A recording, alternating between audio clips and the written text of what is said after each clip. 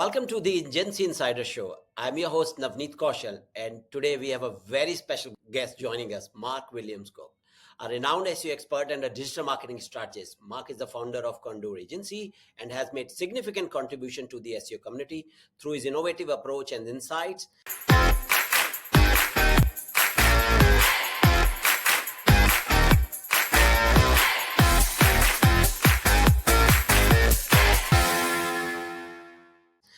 Welcome to the show, Mark.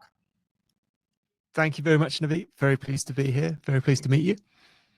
So before we dive into the juicy stuff, could you share a little about your journey in digital marketing and SEO and what led you to start AlsoAsked and deep dive into Google exploit analysis?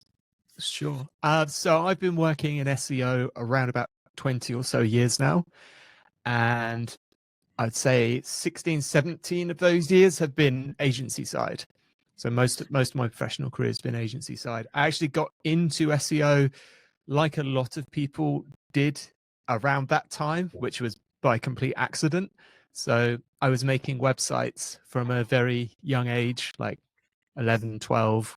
I think I was making my first websites, and it was a lot easier back then. It was literally just HTML and drag it up on FTP, no continuous integration and containers and stuff. So, and the short version is basically one of the sites I made, a community site, had some kind of Amazon affiliate stuff on, and it started generating like some really decent revenue. And I had no idea why. So I was selling at the time through an Amazon affiliate, basically one DVD player a day or two a day. And my friend helped me install at the time something called AW Stats. And we found out that all the traffic was coming from search engines. So that was my kind of moment of, that's really interesting. Yeah, I use search engines. I wonder how they rank websites. And I started learning in kind of forums, and I actually built up my own like little portfolio of affiliate sites. And before I got my first agency job, it kind of helped me, I think, get my first agency job, and kept them running for sort of side things most of my career. There were some points where I was earning more from my own sites than I was getting paid in my job. Yeah, and that eventually led me, I enjoyed working at agencies. And again, to make it a short version, we started in a running candor because we wanted a slightly different agency environment to work in, because agencies can be really tough places to work. Very focused on revenue and squeezing the most out of the time of the people there. So we've done a few things kind of differently for how we'd want to be an agency. Like we have things like a profit share for everyone that works here. We cap the size of the company and the amount of clients and such. And from this, doing our work, so how did we decide to make AlsoAsked, was I think how a lot of this kind of project is made, which is through necessity. So we've been using the kind of data that AlsoAsked gives, which is the people AlsoAsked data from Google, for many, many years. And I actually did a talk at a marketing conference quite a few years ago now, and I showed them how we were using this people AlsoAsked data. And at the time, we just had like a command line Python tool we had written that we were using to do it. And I assumed most people were also doing that, but I had a huge amount of people come up to me being like, "Oh, can we have the script and stuff?" And I was like, "Yeah, sure," and gave it out. But then the issue was people were contacting me for like support on how to use Python, and this didn't work, and debug this. And I realized, okay, it's a useful tool, but there's a barrier to entry there. Certainly like a random, say, person who does content writing and doesn't have any technical background is going to struggle to get a Python environment running and all this, which is why then we were like, okay, let's build a web version. And initially we did an alpha and just put it up for free to see if people liked it. And it got absolutely hammered. We were doing like millions of searches a month, which unfortunately was then incurring lots of cost. To the point where we had to close it. I mean, the last month that we ran the alpha, it was projected to cost us like about £10,000 in like proxy fees. It's a lot more efficient now than it was, thankfully.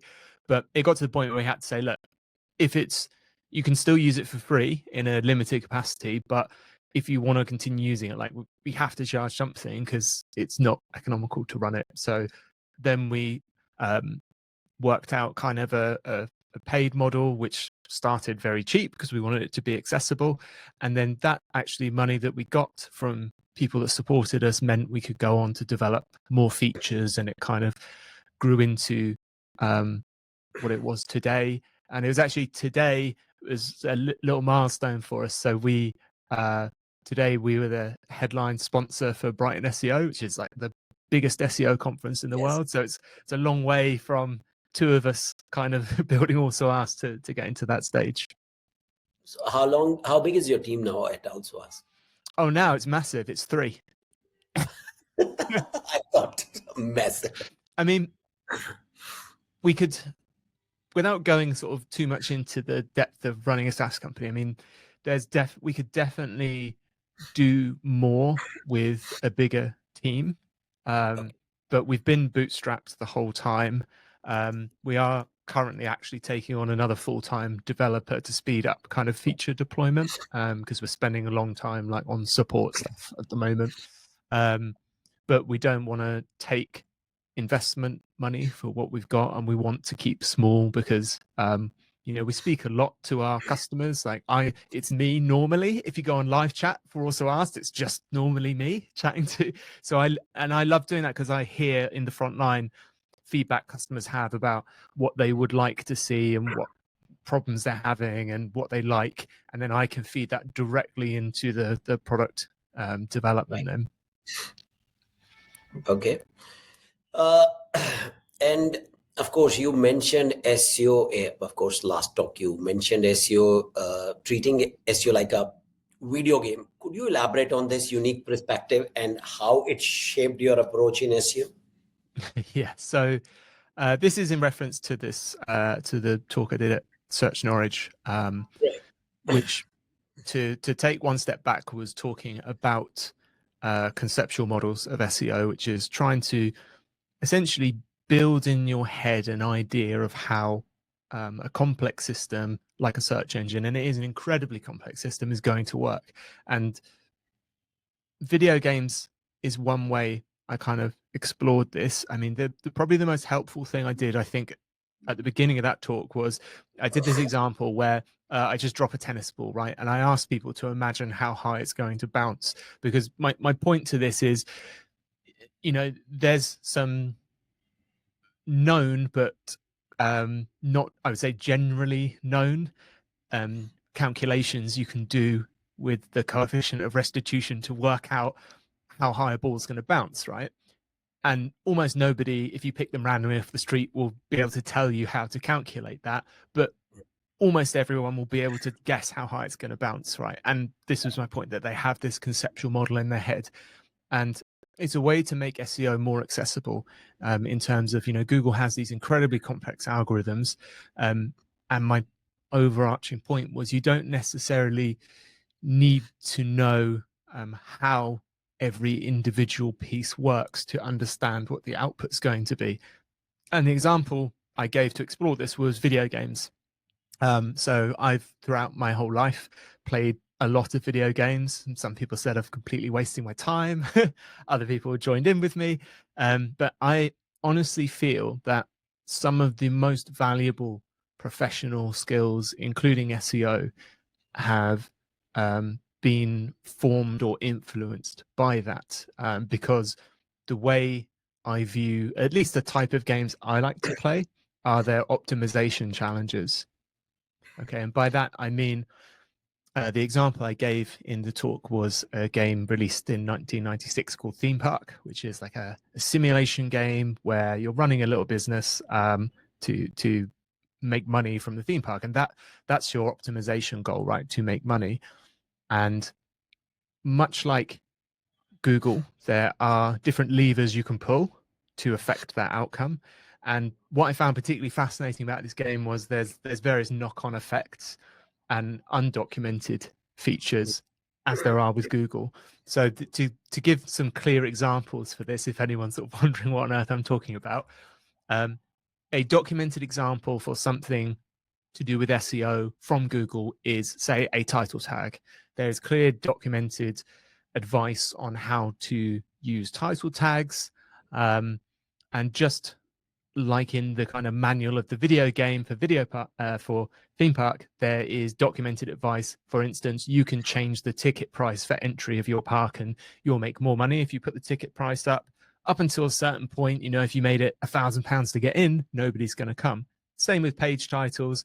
Google tells you to make them descriptive of the page and think about keywords, but you can't just put 500 words in your title. Because you can, but it's not going to work, right? You're not going to rank for all those things.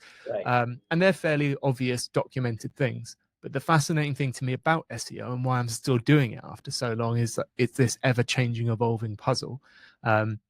So the example that I think is quite fun that I gave in theme park is you can have these little shops and you can sell chips and fries to people, and you can change the amount of salt in them.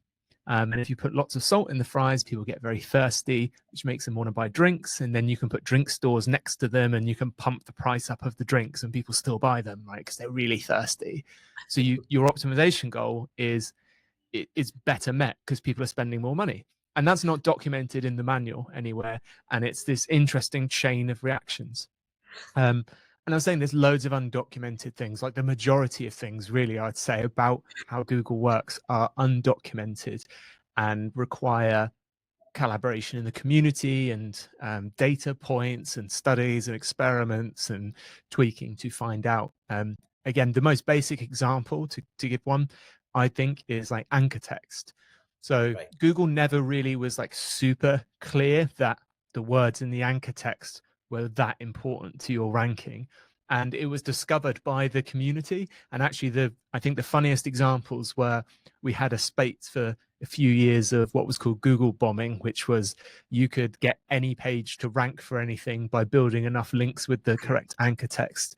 And the kind of capstone example of that was getting I believe it was the George W. Bush biography page to rank #1 for miserable failure. And Google obviously had to patch that as well. And then again, without stressing this point too long, the other really interesting similarity between SEO and video games for me was, so I play online competitive games, right? And in that sphere, there is a concept of what's called the meta, not to be confused with the company that owns Facebook, but the meta refers to the optimal way to play the game, the optimal strategy or the optimal things to do. And what happens in online gaming is when the meta is discovered, people gravitate towards playing that way because people generally want to win. But the kind of metric for the games company is they want people to have fun, right? That's their optimization metric, right? More fun, we make more money. So I guess it's they make more money, but they do that by kind of measuring fun, right? But if everyone plays in the same way, the game becomes less fun. And certainly it makes it less fun for people not playing in the optimal way. So what they do is generally they'll update their algorithm. They'll update how the game works to break the meta. Exactly the same as we discovered Google bombing works. You can just change this anchor text to what you like. Google's like, okay, well, we want to preserve what we consider, at least what Google considers to be a good SERP, a good result. So we're going to have to change the rules slightly. And there's this, that I see that all the time in SEO. There's this chasing of what should we be doing in SEO? What really makes an impact? We kind of sway like a ship from one thing will be effective and then everyone swarms around it. And then we see this big change. And I think the most obvious example we've probably had in like a decade is the helpful content kind of update, where we had, before the helpful content update, we had a whole second renaissance in niche blogging, guest blogging. And this was driven, I think, by all of the algorithm updates Google had done previously with things like BERT, so using their bidirectional encodings to understand queries better and how important specific words were. And they'd made some specific changes around domain diversity, so they weren't just surfacing the same big sites. And the end result was people found actually, if you started with like really niche zero volume stuff, you could pretty much get brand new sites to rank. So of course, then people were like, how do we optimize that? We do it in bulk. And we had this whole flood of AI, I can't think of a polite word for it, stuff. And Google ranked it, right? Right. So Google had to obviously kill this. And I think, again, unless you want to explore it, I think one of the main problems was the way, by the nature of how AI text is generated, made it harder for some of the older statistical detection of spam in content to work. And some of the old patents I went into in the talk, I think, don't work as well as they used to with AI content. So Google put in a big wedge, which was essentially, although I don't think it's an accurate description, but it's a fair one to say, like, brand as this wedge. And that's become the new meta, right? So I pointed out in the talk, I haven't checked it recently, but just before I did that talk, LinkedIn was ranking for like 90 odd thousand loans terms. And these are all AI generated spam, but they rank because they're hosted on this domain that is having its authority abused, even though now Google knows that's a problem because they are specifically manually enforcing site reputation abuse. So that was a very long story, and I guess a very speed run through of what I covered in the talk. But the way that I've grown up thinking about how to win at video games and optimize video games has served me very well in my approach to SEO. And I would recommend anyone plays more video games. Well, I stopped video games long time back. I think I should start there. Right. Now, how has your background in programming influences your SEO strategies? So that's interesting. So I think I want to be super clear in that I consider myself always like an amateur programmer, an amateur coder. So I've never professionally had a role that's solely a developer. And I've never, say, gone to university and studied like computer science or programming. So I'm all self-taught. So it's certainly when I was starting SEO and building my own sites, I did kind of a lot of what now would definitely be just called spam. They call it programmatic SEO now. But Okay.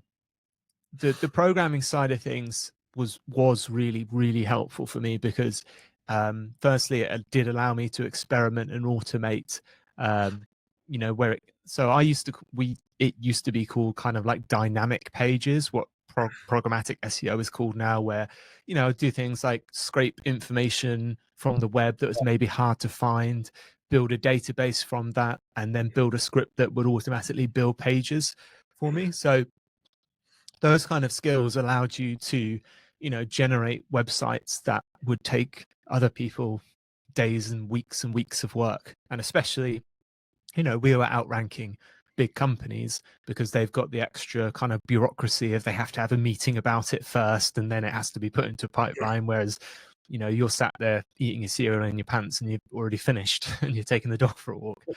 Right. So there was that side. From a sort of more legitimate SEO point of view in agency world, I mean, that was how things like AlsoAsked were born, right? So it allowed us to do these shadow IT projects because, again, when I started SEO, Screaming Frog didn't exist. We had Xenu, Xenu's link sleuth, Yes.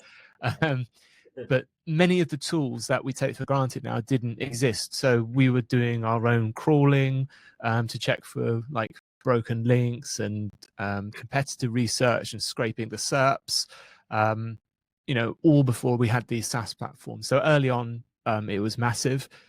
More recently, I would say it's been super helpful in knowing what is possible as well.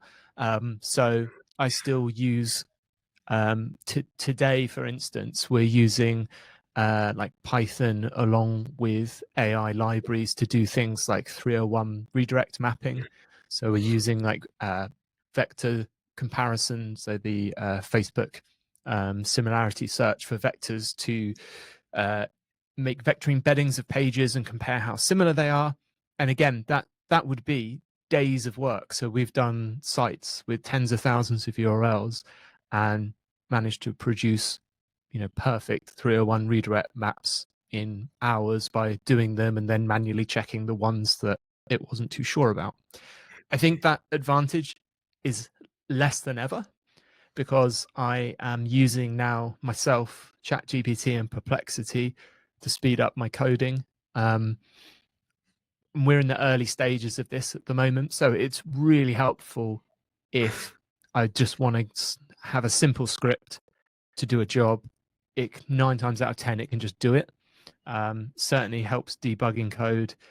I haven't managed to get it to do anything like too complicated yet, in terms of when you start writing code where you've got kind of multiple functions that you need to pre-plan how they're going to interact and what libraries and modules you're going to use and not use, then AI tends to go a little bit off the rails. But again, this is relatively early time. So if anyone isn't a coder, now is such a good time to start playing with these tools because they can tell you not only can they write the code for you, but you can literally be like, how do I get this to run on my Windows machine? And it gives you guidance on what you need to download and if you need to install anything. I wrote my first Chrome extension last year, which I've never done before, and I had zero research, and I was just asking ChatGPT along the way, what's a manifest file and where do I need to put that? And it told me and it got it up and running. All right, so now let's jump into the juicy stuff for which we are here. Demystifying Google exploits and data insights. So let's deep dive into Google exploits. Mark, the term Google exploit might sound a bit intimidating to some of our listeners. Now, can you demystify what it really means? Specifically, how does understanding these mechanisms differ from simply following SEO best practices? That's a good question. It's a very, very good question. So by Google exploit, I mean, the definition kind of that is we saw some, data, some parameters that ideally Google doesn't particularly want you to see. Mm-hmm. This isn't like the source code of the algorithm or anything like that. And it's different to, there was a Google, what was called content warehouse leak, which essentially listed some variables that Google uses potentially in some of their systems, although we don't know exactly what. Specifically, what was so interesting about what we discovered was the variable names also had values attached to them. So it wasn't just, oh, there is a thing called site quality. We could see this site has this particular score. And because they're surfaced by Google, it's a fair assumption, I think, to say that they are used somehow in ranking or post ranking. And to be clear, the difference there is ranking, as far as I understand it, is this kind of long process that happens where Google decides, you might guess, which URLs it's going to rank for a particular query. Post ranking is the thing that happens relatively quickly after that, where we have things like feature generation, so maps, featured snippets, and maybe even some tweaking, some re-ranking of the results that happen. And the exploit that we had was showing us what values Google was surfacing on the front end. So this is what I think what they were mainly using post ranking. Doesn't mean that those numbers weren't used during ranking. If anything, it means those numbers do exist in ranking. It's just that they are also useful to reference post ranking. So if they want to re-rank results or decide what to show and what not to show. So in terms of how does that change versus best practice advice is a good question, because it doesn't, I wouldn't say anything goes against best practice advice, right? And the example I think I kind of covered this in the talk I gave, which is that if you boil Google's SEO advice right down to a kernel, it would probably end up something, like build helpful content for users, right? And you can't fault that because it's not wrong, right? You should absolutely build helpful content for users. However, I think it is disingenuous to say that's all that is within the Google algorithm, because I mean, the point I made is quite bluntly, Google exists to make an ungodly amount of money, right? And that definitely has an impact on the type of results we see. You know, the most obvious example is Google has all kinds of features and tricks to essentially keep us on their search result page. And the reason they want to keep us on the search result page is that's where they can make the most money. Right. Even if they send you to a website that has Google AdSense, their ad platform, running, they're still getting a smaller cut of the money than if they are the person that serves that ad. And of course, there is a very double-edged argument that they will give, which is, well, we have data that shows our users prefer to, stay on the page. I think all of that philosophical debate is moot now, because Google has been found to be a monopoly and has been found by a judge to be abusing their power to do all these things. So, I think it's kind of a waste of breath trying to argue that they are. So I think going into SEO, you need to accept that's the case. And outline of any SEO strategy for me is always, you need a business model that isn't getting in the way of Google making money.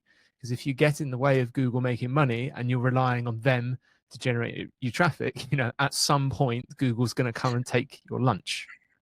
Right. So with that as the kind of playing field, how does information with an exploit change how you do SEO? It helps you see from a factual basis the things Google are looking at, and you have a new set of what I would call axioms. So axioms are things that we know to be true, right? Because a lot of SEO work is you have a few axioms, like Google uses PageRank, right? And we know links are important, right? They're like our axioms. And then we start building on ever increasing levels of abstraction. Like, well, I think, I think links from, .gov sites are more important because they're .gov, or I think that links from related sites are really more important, which all makes logical sense, and there's supporting material. But the further up this chain we go, the more kind of we're going into guessing territory. So when we get data from things like the warehouse leak, from the exploit, it allows us to be like, well, we know our guess where we were 3 points high here is actually true. So we know anything that stems from this is actually worth more. So to give you a concrete example, the most interesting one for me has always been, and something I'm really interested in, is around click-through rate. Okay. And this is one of the most confusing examples for SEOs. And it's a brilliant demonstration on why SEO testing is very difficult to do. Okay. So Google has for a long time said, we don't use click-through rate in ranking, in our ranking algorithm, right? And it doesn't matter how many, what kind of click-through rate your site gets. People are like, okay, fine. And then people go away and people test things as they do.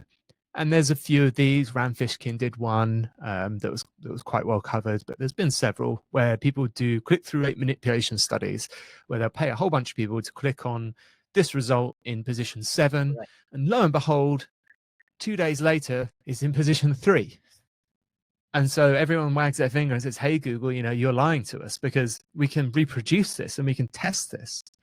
And Google sort of is quiet about it, And what kind of came out of this for me in looking at the data was, what I believe is happening is in this instance, we saw from the exploit there was lots of data around predicted click-through rates.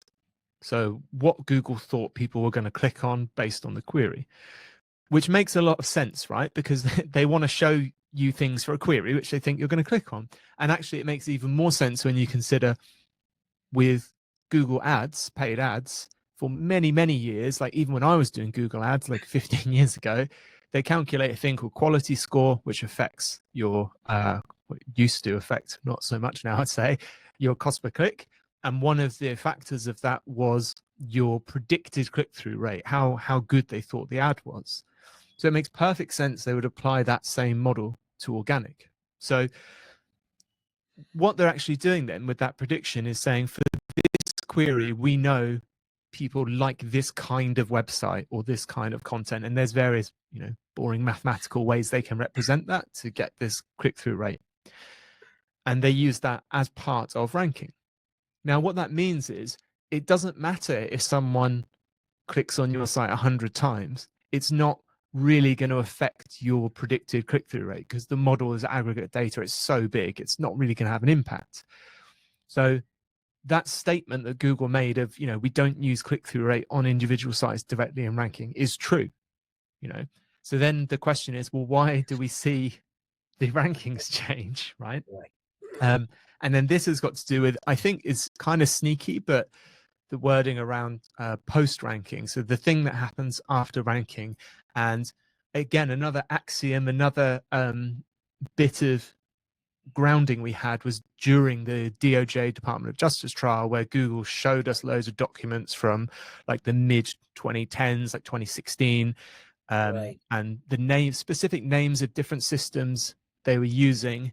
And they gave examples of when what I believe they're doing is when the click-through rate of the SERP wildly contradicts what their model says, or it changes very quickly. So they have that rank brain thing going on that's tracking SERP interactions. They know something has changed in intent, right? So the example that they gave in the DOJ trial was we have a SERP for nice pictures and we have the ranking, and then there's a terrorist attack in Nice, France, which is spelt the same, and everyone's clicking on something different. They're clicking on the country. So we decide actually we need to pop that to number one because it's what everyone's clicking on. And I think that's the same thing we see with CTR manipulation. So suddenly site 7 it's ranking number 7 gets clicked on. So that front end kind of system goes, oh dear, I think the prediction is wrong. Something has changed. I don't need to know what, but everyone's clicking on this. So I'm going to pop it up to number 3 or whatever. Because in all of those click-through rate studies, when the manipulation stops, the rankings go back to how they were ranked in the ranking system. So for me, this is like confirmation. And, even with the Google Content Leak, hearing all of the different systems that they use and understanding that, there is a Googlebot crawler, but the Googlebot crawler isn't doing anything with JavaScript. That's done, later in it with their rendering service. All of these things are really helpful to understand how you should approach SEO from a technical point of view and what you need to be focusing on. So the second example I'll give of that was when we uncovered the site quality score. We've discovered there was a very specific score that if you fell below this, you wouldn't get some rich results, like people also ask results. Which means if part of your SEO strategy is, we're going to try and get these rich results to get clicks, and you're there optimizing your kind of on page, and you're like, oh, but I read this guide, this is how we get feature snippets.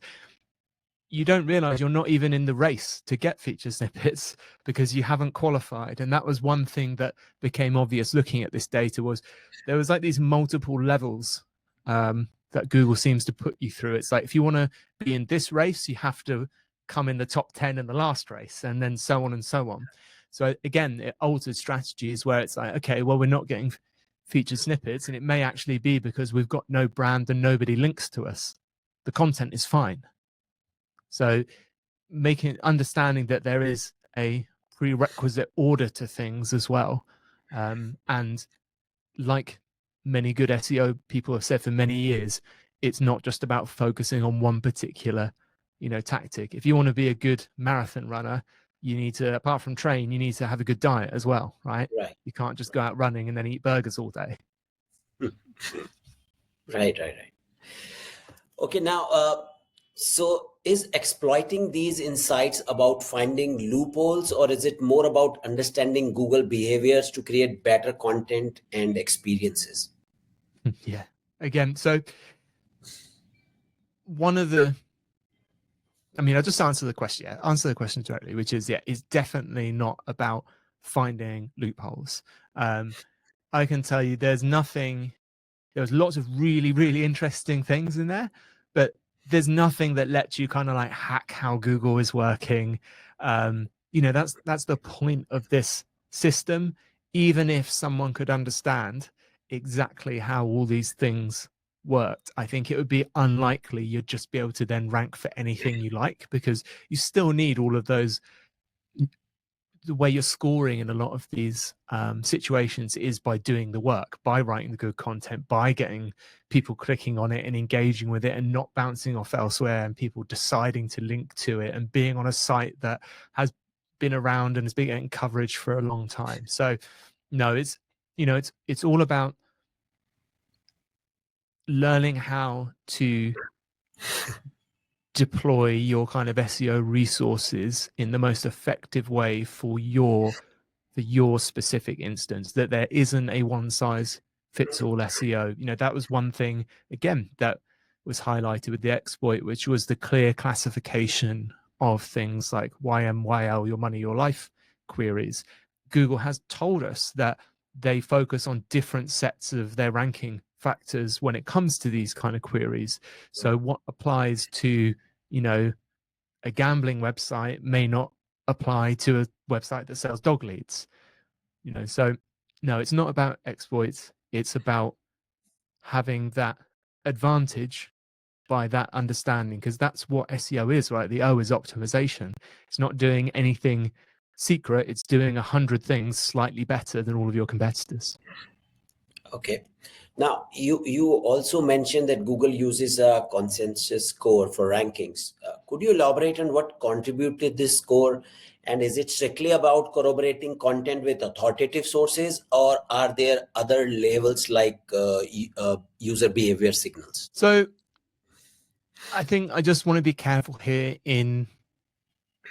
there's factually what we found, which was that Google appeared to be measuring consensus on at least some pages by counting the amount of bits of paragraphs of content that agree, disagree, or are neutral to the consensus. And it seems from that collection of those three things, they calculate a overall consensus score. Okay. There were also classifiers for queries that logically I think would be related, such as a Boolean for is debunking query. So is something a debunking query? That's factually what we had. Google has released publicly information about how they tackle misinformation and disinformation. And they specifically mention the concept of consensus in that documentation, how they use consensus and in what situations they use consensus.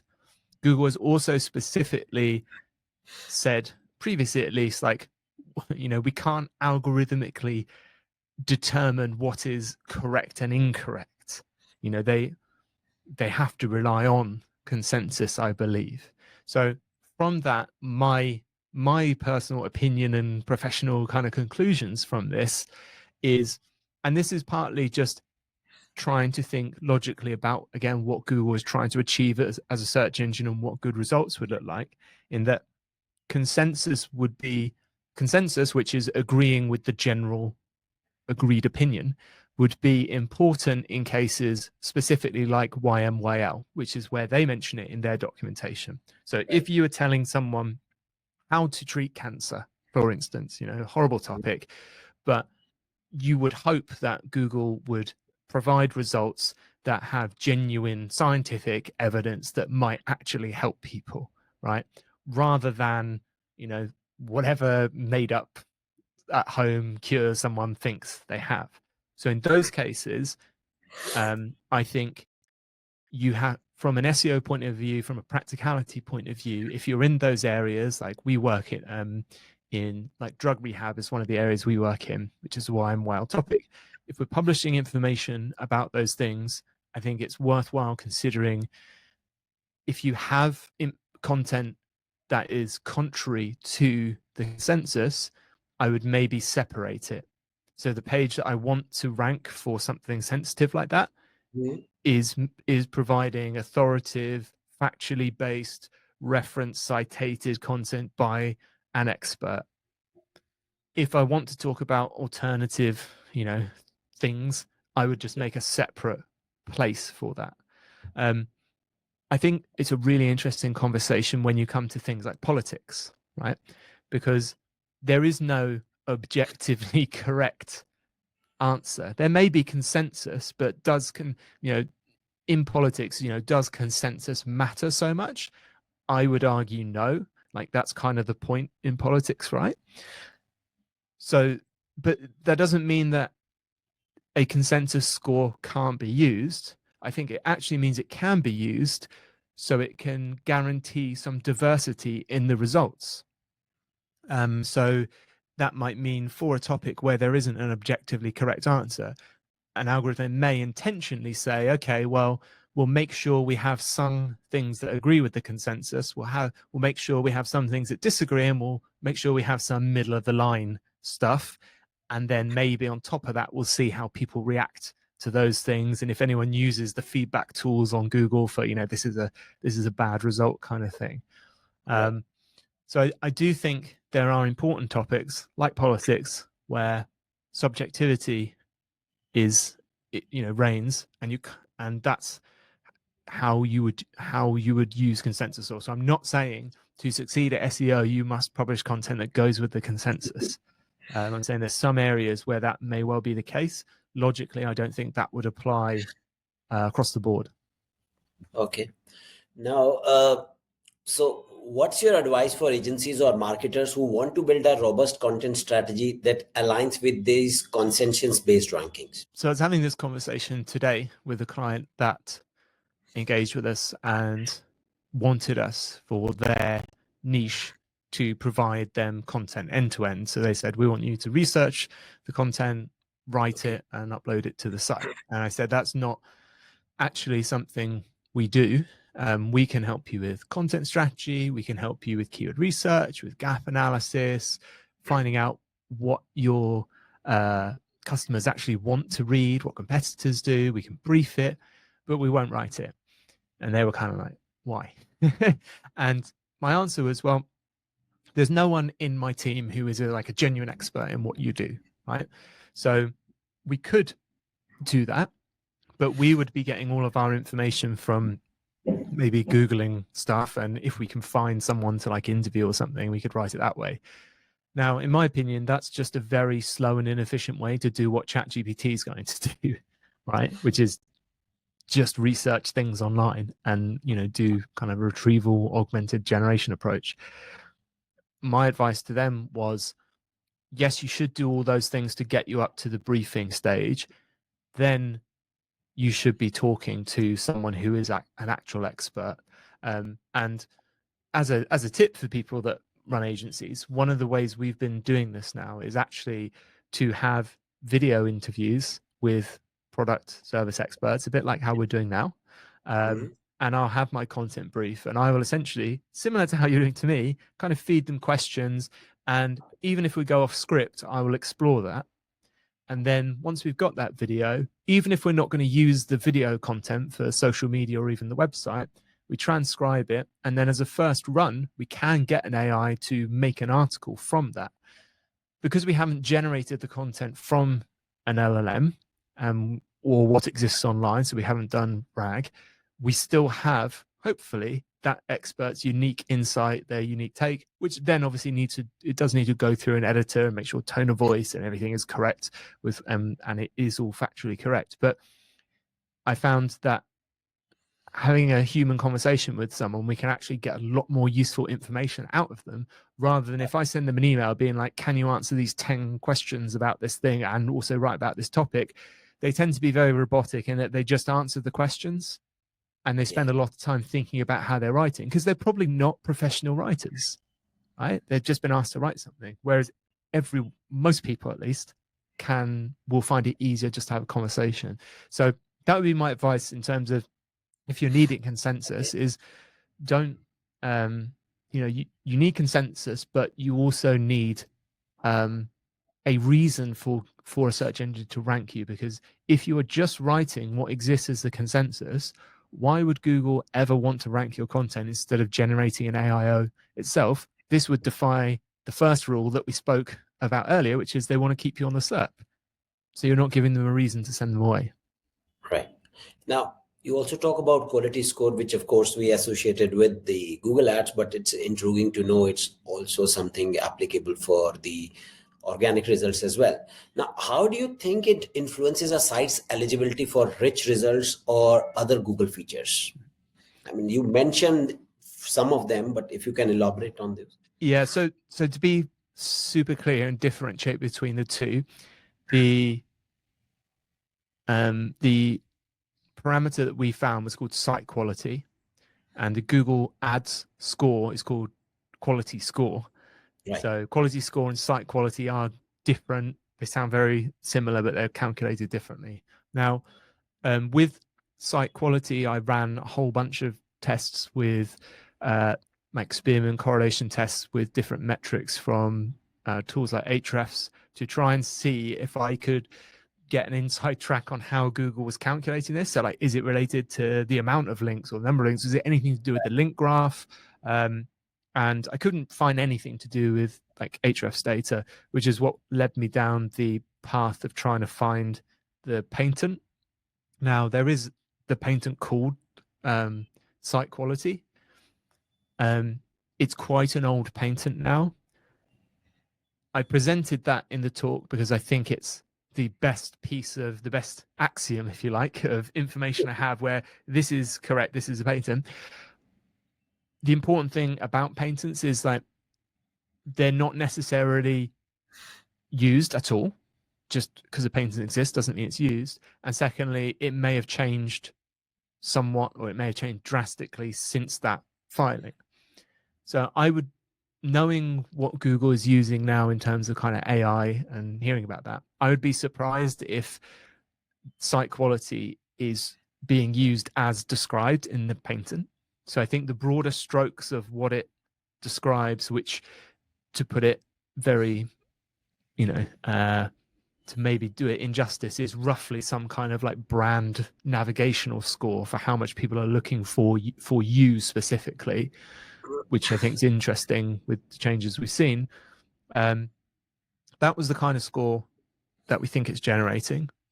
And Okay. in terms of rich results that are generated post ranking, so featured snippets, and the example I'm always interested in, which is people also ask results, anything where a site is basically determined to be good enough to be highlighted on the Google page in a kind of special manner is what they at least appear to be using this score for. Now they could be using it for other things as well that I haven't found or weren't visible to me. But there was this the cutoff was 0.4, so it's a score that goes from 0 to 1. I believe it's like a logarithmic score in that getting from 1 to 2 is much easier than getting to like 6 to 7, for instance, the difference.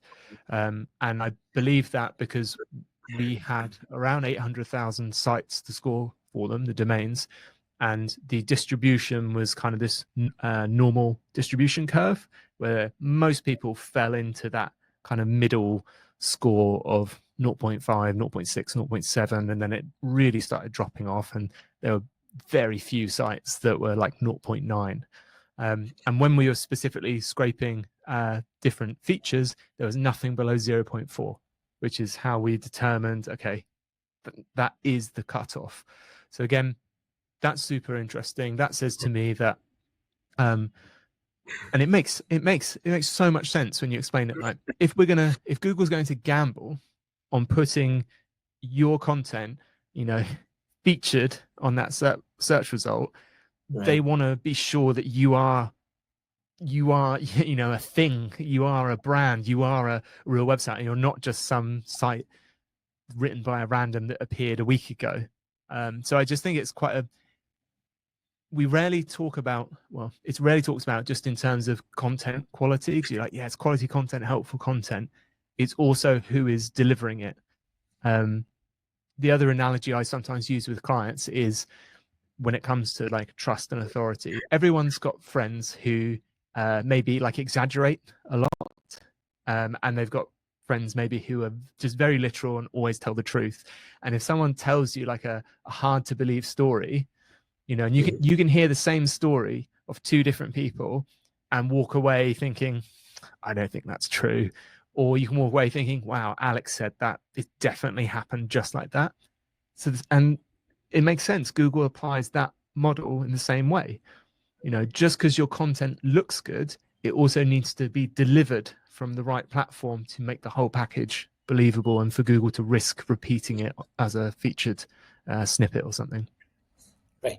Now, are there specific indicators like backlink profile, content structure, or UX that significantly impact or improve this quality score? So site quality, I couldn't see anything that would be easily measurable. No, because I tried to tie it back to like link graphs.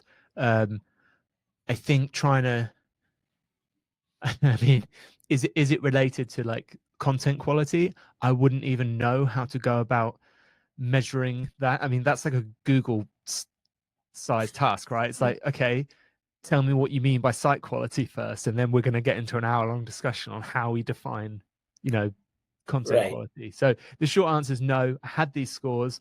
I think my feeling is, from looking at the patent, a lot of the influences, and this is the point, a lot of the influences of this are external. Like, this is like PageRank, in that the reason PageRank was so important in terms of search engines is because it wasn't under the direct control, at least, for a while, Right. of site owners. Because when they were using meta keywords, everyone was like, cool, I'll just put all the keywords in. And that's why people like Alta Vista struggled, right? When Google were like, okay, we're going to democratize this a bit, and it's what other people say about you or how they link to you is important. I think this is a similar vein to site quality, in that it's how many people are searching specifically for you, and it's how many people are specifically clicking on you in the search result. They're not things you impact with, how many keywords you've got in your content, or how well written it is, or what images you use, or how fast your site is. And that's the point. Okay, now Google calculating estimated CTR for each queries and URLs, of course, something which we knew is something Google didn't agree. Now, can you shed light on how these predictions might shape rankings and how brands can adjust their strategies to meet Google expectations? So I think your predicted CTR will have a minimal impact on how well you rank. All these things obviously work together, compound each other. There's a lot that goes into ranking. 100% you should be doing some kind of A/B testing on things like page titles, arguably meta descriptions. I'm not a big fan of them because Google changes them all the time, and it's kind of Right. query dependent. But I think page titles particularly important. There's loads of very affordable platforms like SEOtesting.com. Very quick and easy. Set up a test. It's another good use case for LLMs. There's been some great work using things like BERT and GSC data to fine-tune models to actually suggest what might be a better page title for you. So I've seen some very smart people automating this process by having feedback loops of analyzing their GSC data for click-through rates, automatically adjusting their page title, setting up A/B tests, and when they have a statistically significant winner, putting that as the kind of candidate page title. So I think that's worth doing because it's an easy thing in terms of if you have a 2% click-through rate and you can get 2.5%, even if you don't change your ranking, you've just got 25% more traffic for that keyword, right? Right, So right, right, that's massive, right? right. And I think that's SEO. SEO to me is getting more traffic from search engines. It doesn't necessarily mean you have to move up a ranking. You just want more traffic. So for me, that's now more important, I think, than it did used to be. So I'm not saying it's going to change the world of SEO, but for me, I've certainly said, okay, for every single client we've got, I want to have a system where for their popular pages where they're not ranking number one, perhaps, we are constantly working on iterative improvement. And I mentioned earlier about the SEO testing stuff. That's something we use heavily now, especially on big sites. If you make a change to a single category and then a month later you found, okay, there's a 6% uplift and all the control groups are the same or down, and then you can just deploy that site wide, and it's a very easy argument to make then, because that's the other obviously difficulty, right, about SEO, which is forecasting and trying to justify why changes are being made. And then if you make a site-wide change, there's the argument of, well, could that have happened anyway, or are more people just searching? So split testing for me ahead of time just knocks all those arguments on the head, and makes it easy. Okay. Now, what are some underutilized data sources or analytical method that you believe agencies should start leveraging today? I'm always going to say people also ask data, because I think it's still the most underutilized. I bang this drum for so long, and I'll tell you why. It's for, I think, going into the future that we're going into, which is that people use more words in even typed search queries than ever before. Right? When I was using Alta Vista, it's like 1 or 2 or 3 words tops you'd use because the search engine was basic. Now people's search queries are wildly specific, right? This means to me, unless you're using tools that are very intelligently grouping together, groups of these searches, that things like search volume are less important than ever. Because if you give me a 5-word query, I can probably rewrite that query 20, 30 different ways, and it will mean the same thing. So unless you're going to get me the search volume accurately for all of them and add them up, it's kind of a bit of a moot point to me. So, and Google, is good at deciding, well, all these queries kind of mean the same thing, so I'm just ranking this page. There's loads of examples now where you see pages ranking for terms, and the terms aren't even verbatim on the page. It's that Google just understands that, right? So the reason I like people also ask data is, firstly, we know from the DOJ documents, Google uses their people also ask box as a induction feedback loop to understand queries better. So they're like, because query, the intent, lots of people talk about query intent now. Intent is not objective, meaning you take the same query and 2 different people might want 2 different things from that query. It might be completely different because lots of words have multiple meanings, right? Right. For completely different subjects. And firstly, that's the data that people also ask, PAA data immediately surfaces. You put in a query, and sometimes I do that with clients, and they look at one of the branches of the tree and they say, oh, well, no, that's not anything to do with us. And I'm like, yeah, but it's important that a percentage of the people searching, aren't looking for even your industry, because what proportion of this search term that you've brought to us with 5,000 searches a month is actually then looking for what you do? Is it 80-20 or is it 20-80? So firstly, there's that. Secondly, the way in which keywords and intent is mapped and understood. So a really good example is if you put in, say, something about, say you have a query like, is my dog poisoned, right? So your dog ate chocolate or something. And you ask keyword tools like, what's related to this? And they'll give you semantically related terms, or Google Suggest will be like, my dog is my dog, and it'll give you all the suggestions. And then it will give you lots of similar searches. What you get in people also ask data is queries that maybe don't even contain any of those keywords, but they're like the next most likely thing to Google, which will be things like how much, what can a vet do for poisoning? How much does a vet cost for poisoning? Because that search is probably being done in distress because someone's like, their dog's been sick, and then they're on Google like, oh, what do I need to do, and how much is it going to cost, and should I take him to the vet? So they're not Right. like semantically related in that way of these, but they are related in that these searches happen in close proximity. That's the data you get from PAAs, which can then inform the actual intent of what you should be writing about. You don't want to be writing about maybe like pet insurance at this point because they either have pet insurance or they don't. It's not the time to sell them pet insurance. Right. Um, and lastly, the other fascinating thing to me is there is no keyword data source that is updated as quickly as PAA data. If something happens in the news, if there's an election called, there's some kind of emergency, you do a Google search, the PAA data is already showing what people are searching for. And in SEO, sometimes being first to publish is massively important because there's no competition and you get all of that traffic. So when the last version of GPT was released, I was using this as a demonstration during training. In every keyword research tool, it had been out like 3 days, said, oh, there's zero search volume for GPT 4.0. And it was obviously not true because it's all over headline news. And you put it into Google or into AlsoAsked, and immediately you've got how is ChatGPT 4 better than ChatGPT 3? How much does ChatGPT 4 cost? So we know what the intent is already. So I think in terms of how many agencies and how many companies are monitoring PAAs around topics for when they change to be the first to publish, because intent kind of naturally drifts. Another great example was around COVID.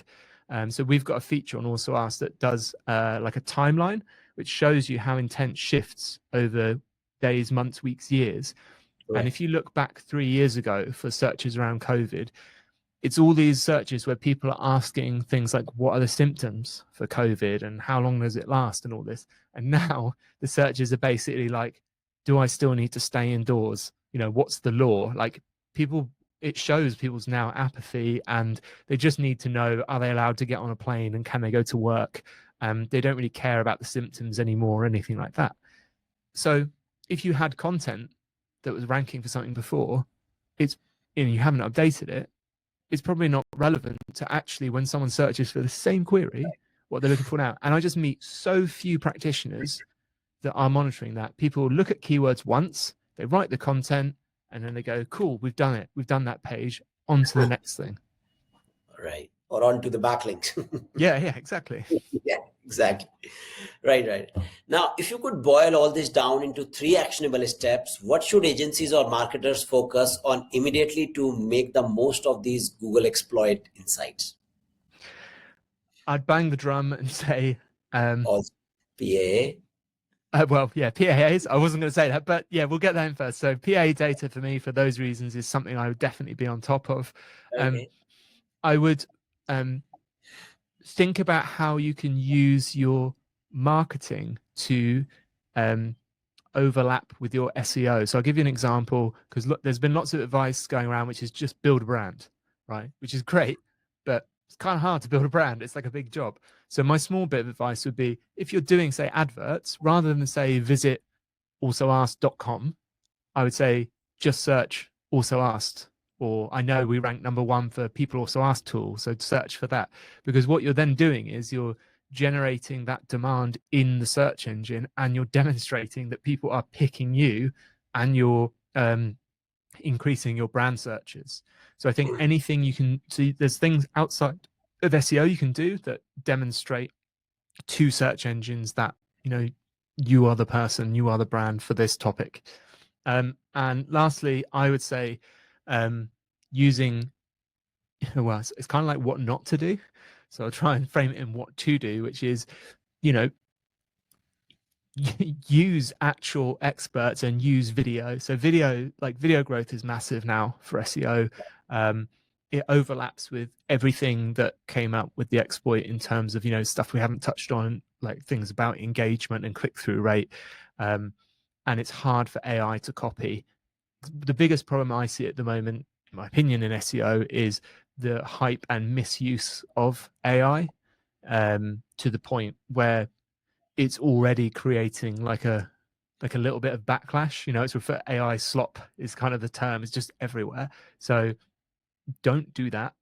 Focus actually on the quality, getting the right people, doing it in the best format possible, and working downwards rather than upwards. By that I mean it's easier to make a podcast and text from a video than it is writing an article and then trying to make a video. Right.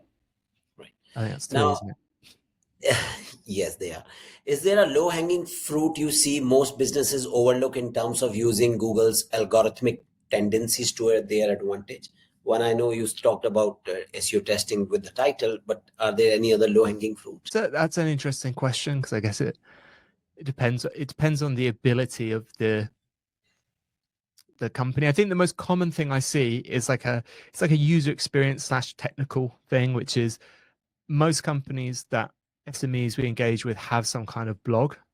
Mhm. And by blog, I would define that as they have a chronological way in which they post articles. However, the articles they're posting a lot of the time are evergreen, in that they'll be as relevant in 6 months' time as they are on the day they're published.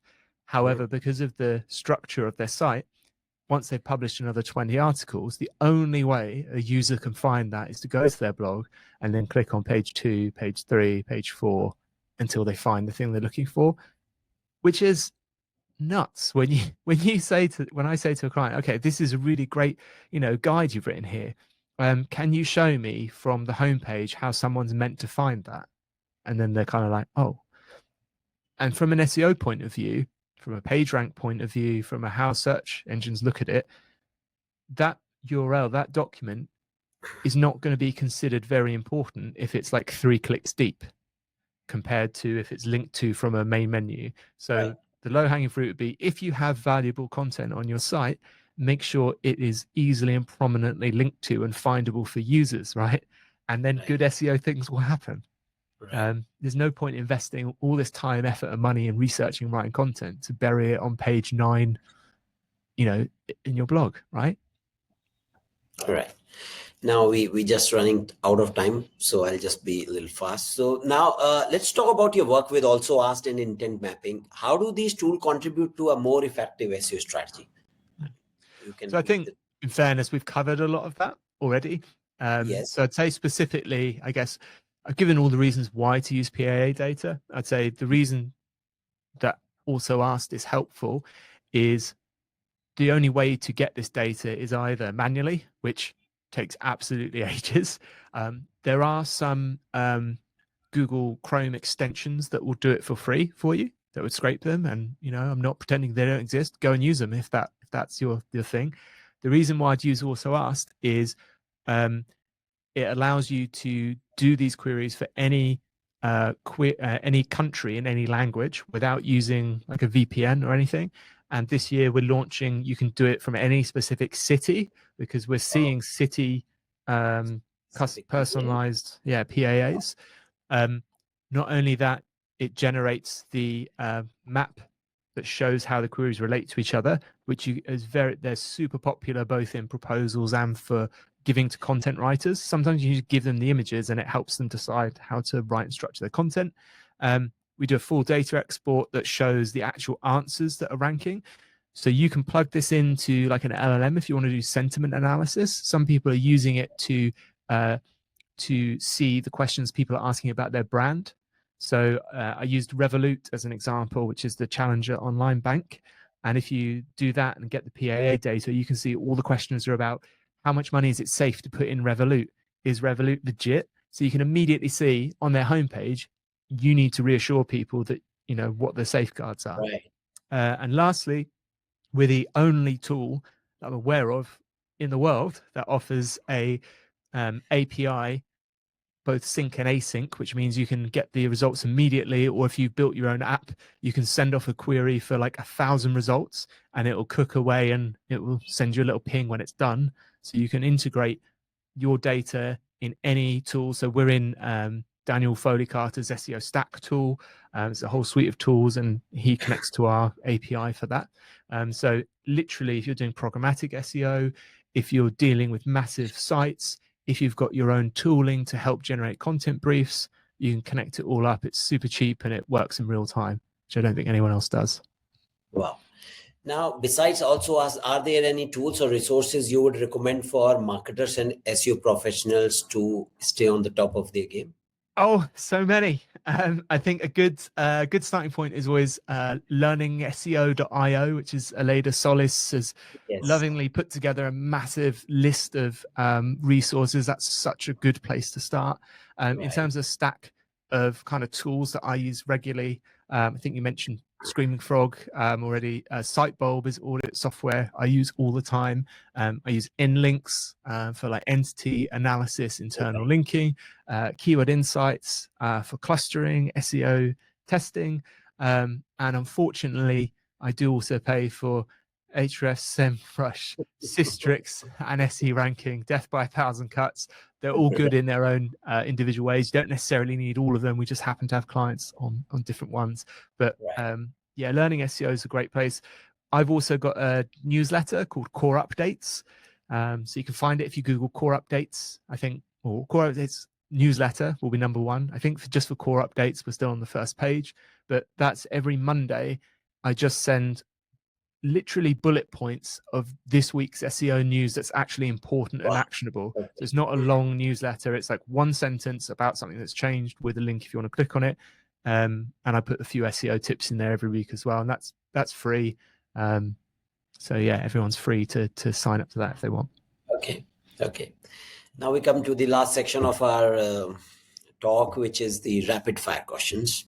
So I'm going to ask you questions and you just say first thing which comes in your mind. Let me know. Oh dear. Right. Favorite SEO tool not also asked. Recommend, sorry, an SEO tool not also asked. Favorite SEO tool which and not also asked. Oh, Sitebulb Cloud, easily. Okay. One SEO myth you would love to debunk forever. That Google Analytics bounce rate is used in rankings. Okay. If you weren't in SEO, what would you be doing? I'd go back to being a scuba diving instructor, I think. You really were? Yes, I was, yeah, for a couple of years, yeah. Wow. Okay. Your proudest moment in your career? You have to give me a moment to think about that. So I think actually it was probably last year or the year before was we at Canda, so at the agency, 2 years ago we launched our initiative where every year we support a local charity. So the last 2 years we supported the Hamlet and Brave Futures. We've donated at the beginning of the year £10,000, and we've got the staff involved throughout the year to help those charities. And at the end of the year, we had our staff feedback sort of on how happy people were with various parts, and that's been the highest it's ever been. So it kind of wasn't a specific moment, but that year for me was the proudest in terms of we've felt we'd built a place where people liked being, they wanted to work, and we were being able to actively make meaningful contributions to charities that were local to us, that were important to us. So that was made me happier than all the kind of rankings I could get. I also saw in the video you donated your Google Bounty Prize. Yeah, so that was for the same charity last year. So I think we ended up raising them about £25,000 last year, which is great. Which is great, right? One piece of advice you wish you had received earlier in your career? Get a mentor, probably, because I never did that. And I didn't listen enough. Less talking, more listening. Same here. I agree with you. Yes.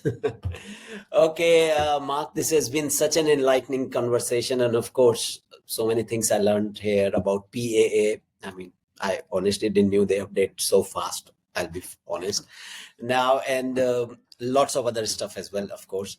And thank you so much for sharing your insights, experience, and practical advice with us. Before we wrap up, can you let our listeners know how they can connect with you and explore AlsoAsked? Yeah, certainly. So I'm most professionally active on LinkedIn. If you just search Mark Williams Cook, I think I'm the only Mark Williams Cook on the internet. So I'm very easy to find. If you want to connect with me, kind of just my day to day, I'm on Blue Sky now, and my handle on there is markwilliamscook.com.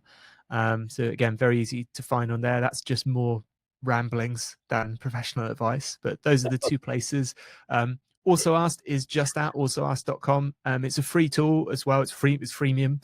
So you can just go there, give it a go. And if you want to have a chat with me, just open the live chat and I'll probably respond pretty quickly most of the time.